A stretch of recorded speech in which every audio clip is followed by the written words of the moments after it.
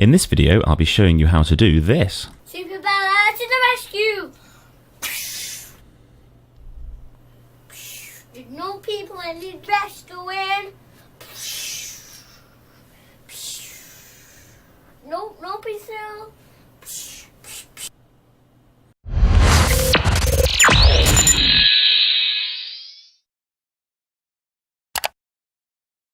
Hi there, welcome to Switched On Network. I'm Paul FP, and in today's video I'm going to be showing how I made that little intro sequence that you saw at the beginning of this video, which is my daughter Isabella flying over New York City.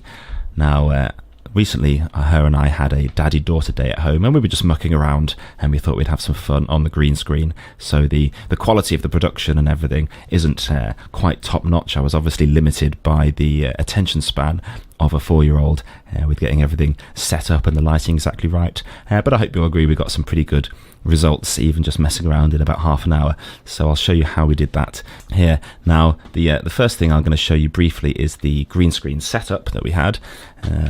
Now this isn't going to be a comprehensive tutorial on how to set up a green screen and light it properly, or with any specifics about a very small room, etc. I'm going to be doing a tutorial on that topic very soon, so subscribe to the channel if you want to see that when it comes out. Now, in order to have her flying, of course, we needed something for her to lie on, so what we used was this little IKEA table set here, which was about the right height off the ground and nice and small. So that's her just practicing on that before we introduced the green screen. And there we are. So then we draped the green screen over that. Now you'll notice it's got loads of creases, loads of dark areas, so I did my best to light it as well as I could, and I was expecting the results to be a lot worse than they really were. So this is her practicing on there. So you can see the lighting setup we've got there. I've actually tapped the big green screen onto the pop-up green screen to hold it up behind, and you can see we've got some lights here for the back of the green screen, and some lights there to illuminate her as the subject. I've got a little yellow tint on those as well to give a bit of a warmer feel.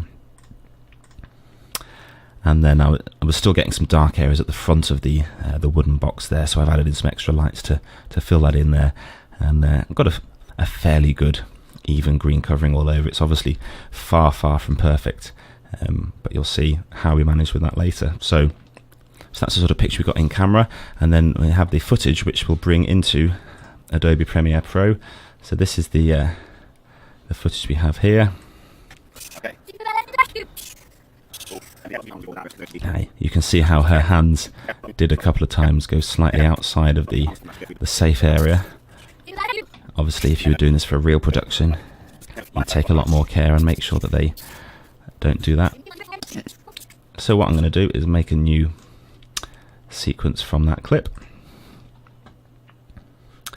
And then let's just select the bit we want. So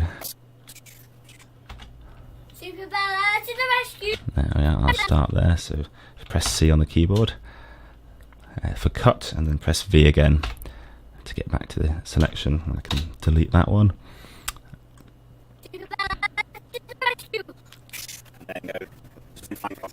You can hear me talking in the background, which I'll have to cut out. And she looks down and says, "No people need rescuing," in her pretend American accent. And then she flies off. So let's chop it again just before she gets bored and sits up. There we are, so to about there. So let's ripple delete that to bring that up there. Press plus on the keyboard, and we'll make that bigger. I'll just fine tune the size of my timeline work area there. Right, so we've now got the clip that we're going to be working with to make that. And the very first thing we need to do is mask out all the other stuff in the image which isn't green and therefore won't be, let's bring that down a bit for you, therefore won't be cut out. So to do that you need to make sure you've got your video selected there, then go up to effect controls here, and then under opacity we're going to make a mask. So press the little pen tool there to free draw a mask around there, and what we want to do is fairly roughly to begin with mask around the bits that we want to keep in the image. Whoops. There we are, and you can see when you press the last one there, which closes up the mask, you instantly get that closed up. So that's our rough mask. Now let's have a look and scrub along the timeline to see if that's going to be okay. Now on this one I know it's not actually going to be perfectly okay because her hands did fly out a little bit, but we can tweak some bits there. So we can't go too close because we've got that, sadly we've got that little clip on there. Let's do that as best we can. So we can go to there, but then the green finishes, so we'll try and see if we can't rescue that at all. Look at that, that's not even going to be rescuable. But we were only mucking around and weren't planning to do anything with it.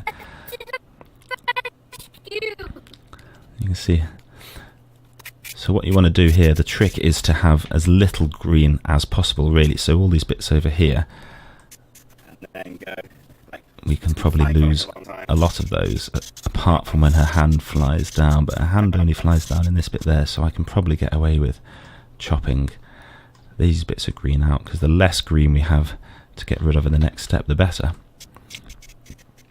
So her hand goes, it goes round to there, so let's bring that out a bit more. If you've got lots and lots of time, you can of course animate your mask to move with your subject. If you'd like to see a video on how to do that, give this video a thumbs up, and I'll do that in a future video. Just whoopsie, watch her foot there. Make sure her foot stays fully visible.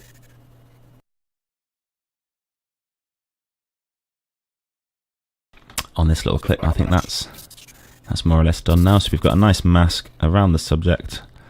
So now that we've done that, the next step to do is to key out the green. Now the effect that I would recommend using within Adobe Premiere Pro is Ultra Key, partly because it gives you lots of fine control over the various settings to get the best key possible, and also partly because it's one of the effects that is GPU accelerated. So if you have got a dedicated GPU, then you can take advantage of that, and it will render a lot more quickly and also play back in real time on your timeline. The GPU that I'm using is the NVIDIA GTX 1080, and if you click the little eye up in the corner now, you can see a video review of using that for video editing, and there's also a link in the video description if you want to get one of those cards for yourself.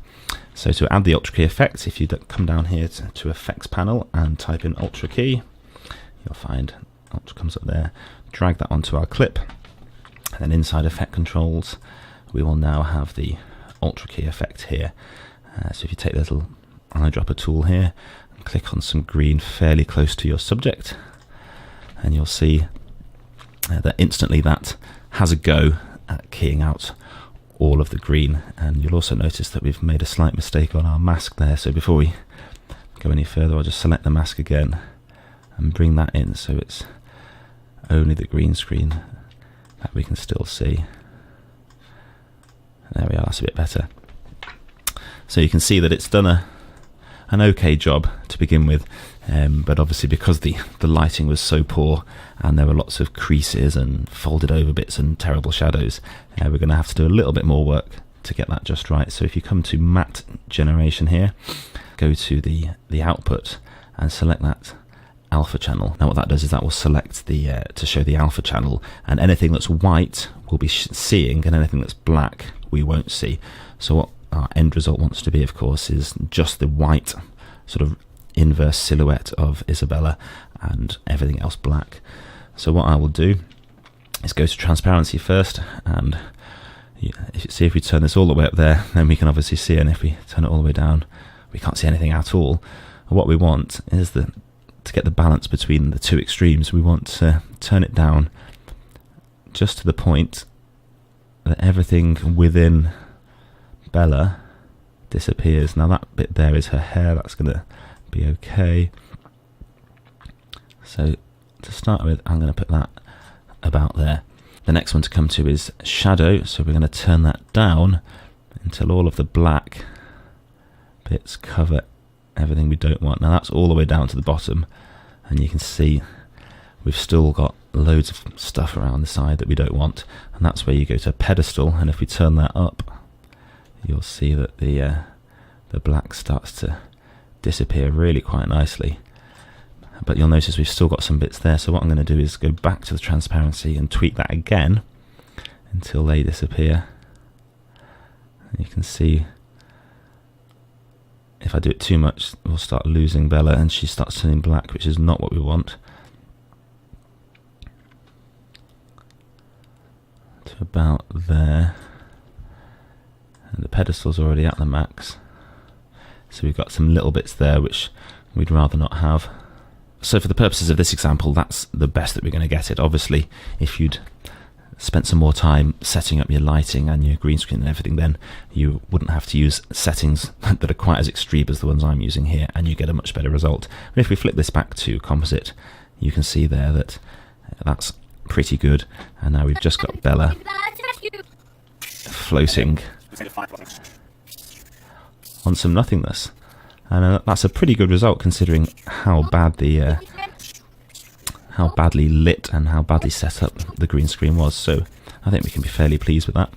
Now the next thing we want to turn our attention to briefly is just the edge on our subject and the little bit of green spill that we've got on there. So if I zoom in a little bit on here, maybe a bit more,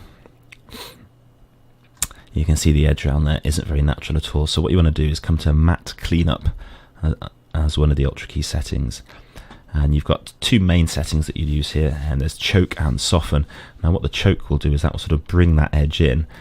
So you can do that a little bit. You don't want to do it too much, because look what happens if you do it too much. You sort of start to really thin your subject and they start looking very strange. But what you can do is just bring it in very slightly to take some of the edge off. And then if you soften that edge, and that really helps to make it blend in to the background underneath a lot better. And that will become more apparent when we've actually got a background underneath there. Something else you can do is go to spill suppression and slightly desaturate your subjects so that they don't have all of that green around the edge. So if I whack it all the way up, obviously you lose all the colour, and then just bring it back again until it's about right.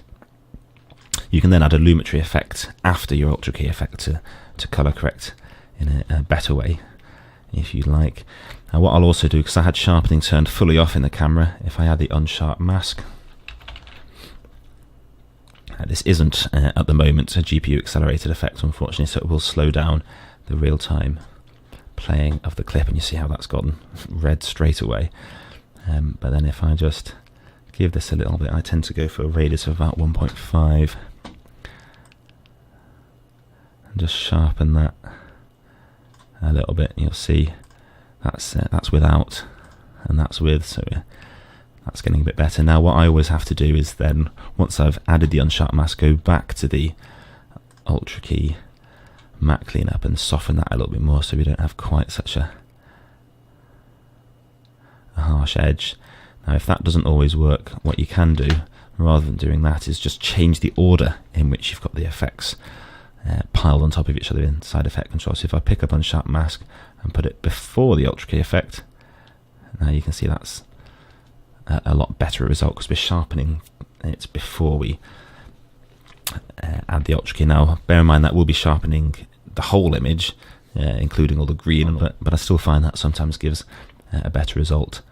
So you can see we've now got a fairly nice clean key of Isabella flying over, well at the moment, nothingness. So all we need now to make that look nice and realistic is a nice aerial shot of a city somewhere. Now the best place to get something like that, unless you happen to have a helicopter of your own, is a stock video website where you can get some nice good footage to put behind her. I'd recommend someone like Video Blocks because they've got a huge library with lots and lots of content, and the way it works is you just pay a fixed annual fee, and then that subscription gives you access to download as much of their content as you like, completely unlimited usage. It's all royalty free, and you can keep all of the content that you download forever. Now I'll put a link in the video description if you want to try out a 7-day free trial of Video Blocks. That gives you access to their library for 7 days, and anything you download during that trial you can keep even if you don't carry on and subscribe. So definitely check out that link in the video description. So let's type in New York City aerial. Let's see what we have there, and you can see we've got loads of different choices, loads of options. This one looks quite nice with the bridge there, and it's moving nice and slowly, so yeah, let's give that a go. So if I just download that, you can choose to download it in either format. I'll download it in H.264 just to be a bit quicker. So we've got that footage there, so if I drag that to Adobe Premiere, pop that in my bin there, and you see how easy that was to get that footage into Premiere. And you see we've now got that nice sweeping aerial shot, and we're going to pop Isabella on top of that. So the way we do that, first of all, you need to move this video clip up one track, and then what we'll do is we'll put the New York City shot underneath there. We'll go on there. You see she's immediately right on top of there. You can see this one is a little bit shorter than the clip we've got, so just to be quick on this video, what I'll do is I'll go to the rate stretch tool there and just stretch that to there, which will just effectively slow it down. And then go, like, just pretend you're flying for like a long time. I need to remove my voice there because I was talking like a fool. So let's Flying for like a long time. I'll add a keyframe there. So if you hold down Control and click there, I'd add a keyframe, and I want to sort of add two very close together. And when did I start talking? Go. And then Yeah, it's about there. So if I add some more keyframes there, and then I'll just bring down the volume of that section. So if we go back to the start, we now see this. Super Bella to the rescue! Obviously it goes quiet then, and then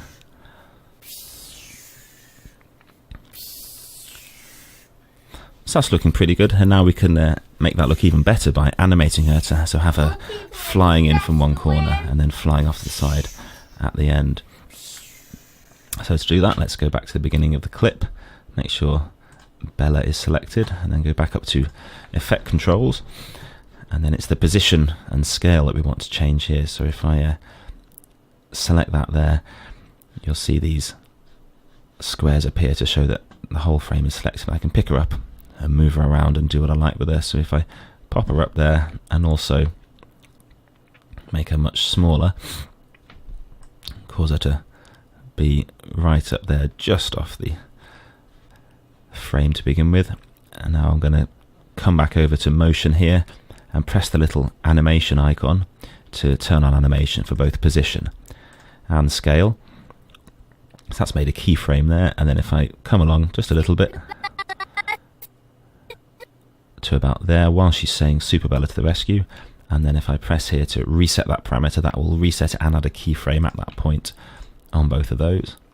So you can see that was very easy to animate her coming in from the side there. Super Bella to the rescue! There we are, and then she's flying over the city, and then at that point, from about there, we're going to make her slide off to the side. So we're going to leave the scale as it is on this one, but we'll add a keyframe for the position, for when she can start moving, and then we'll fly her off fairly slowly to there, and then to actually do that, we'll drag her off to the side there. So then this little section follows that path and goes off to the side. Now you'll notice that she goes from not moving at all to suddenly moving quite suddenly there. Now the way to make that look a little bit more natural is to select that keyframe, right click it, and then go to ease out, so it'll ease out of that frame, and then we want the motion to ease in to our last frame like that. And if you watch this, it just adds a subtle speed ramp up and down to her movement, which makes it look a little bit more natural. She's not going from 0 to 60 straight away. There we are. I see. Just that little change made it look a lot more natural. We'll do the same on this one as well, so we can select both those frames like that by drawing around them, right click and go to ease into that one, and then on those ones there we want to ease out of those frames. So if we now watch that, you'll see it's not an earth-shattering difference, it's that little subtle difference that makes it look a bit less fake. Super Bella to the rescue! There we are. And then when she exits there. No, please no. Now, something else we can add to make that look even better is a little bit of motion blur. Now, if this was After Effects, we could just turn on motion blur for the composition and then specifically this layer. Now, you can't do that quite in the same way in Adobe Premiere, but what you can do is add a directional blur. So if I come down to the effects panel here and type in directional, there we are, it's found it, and then drag this onto Bella Green, and then down here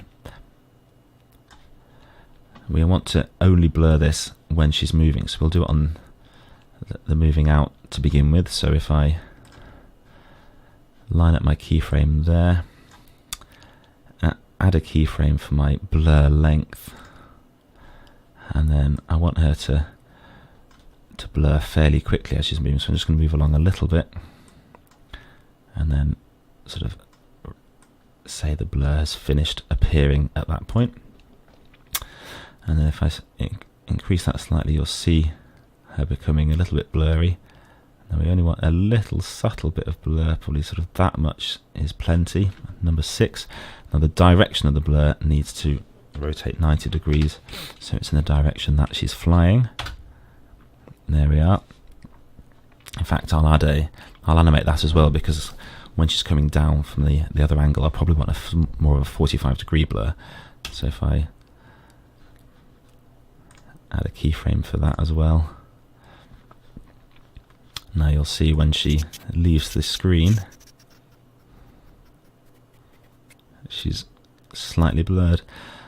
Now I'm just thinking that's maybe not quite obvious enough, so I'm just going to ramp it up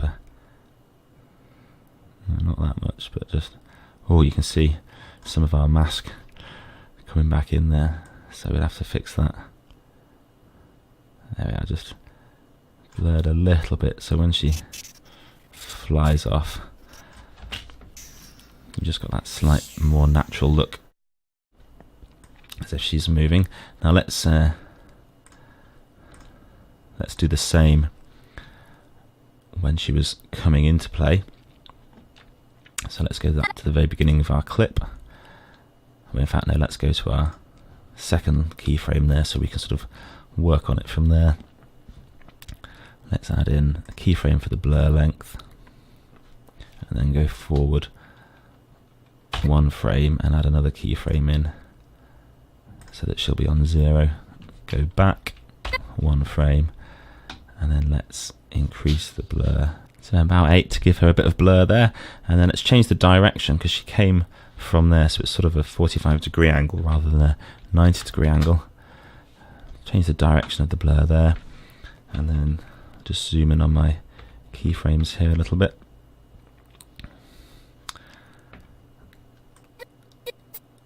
In fact, that'll be fine, yeah, because it'll just have that amount all the way from there. So as she comes in, she's a little bit blurry. If she wasn't, it would just look like that, which is a little bit unnatural. You've got a nice bit of motion blur.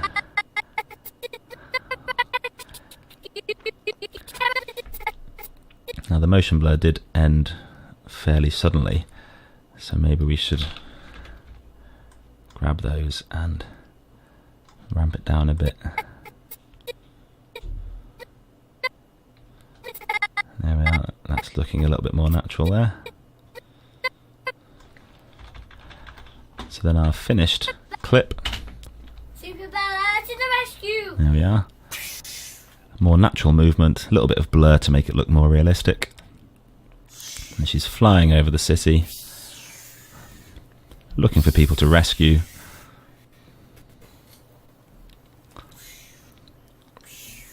And then any moment now she'll fly off to the side with some nice natural movement and a little bit of a blur. So there we are, and that's our finished result, which I hope you'll agree isn't at all bad, especially considering we were just mucking around for half an hour on a daddy door today, and I wasn't planning on doing anything at all with that footage.